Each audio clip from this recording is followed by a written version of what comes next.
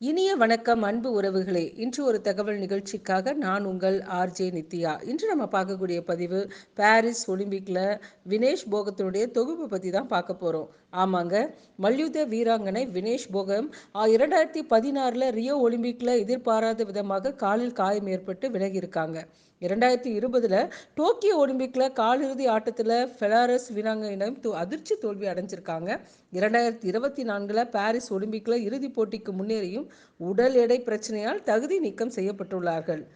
எத்தனை முறை வீழ்ந்தேன் என்பது பொருட்டல்ல, நிச்சயம் பெரும் எழுச்சி காண்பேன் என்று வினேஷ் போகத் உதிர்ந்த வார்த்தைகளை வெளிப்படுத்தி உள்ளாங்க.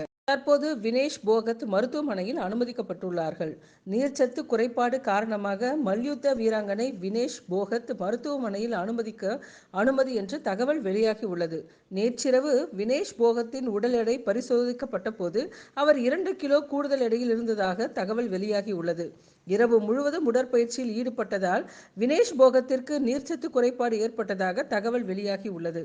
100 கிராம் கூடுதல் உடல் எடை காரணமாக மல்யுத்த போட்டியின் இறுதிச் சுற்றில் பங்கேற்பதிலிருந்து வினேஷ் போகத் தகுதி நீக்கம் செய்யப்பட்டுள்ளார்கள். இந்த செய்தி இந்திய மக்களிடையே பெரும் துயரத்தை ஏற்படுத்தி இருக்குங்க. இந்த தகவல் உங்களுக்கு மிகவும் பயனுள்ளதாக அமைந்திருக்கும் என்று நம்புகின்றோம். இன்றைய நாள் இனிய நாளாக அமைய வாழ்த்துக்கள். நன்றி, வணக்கம்.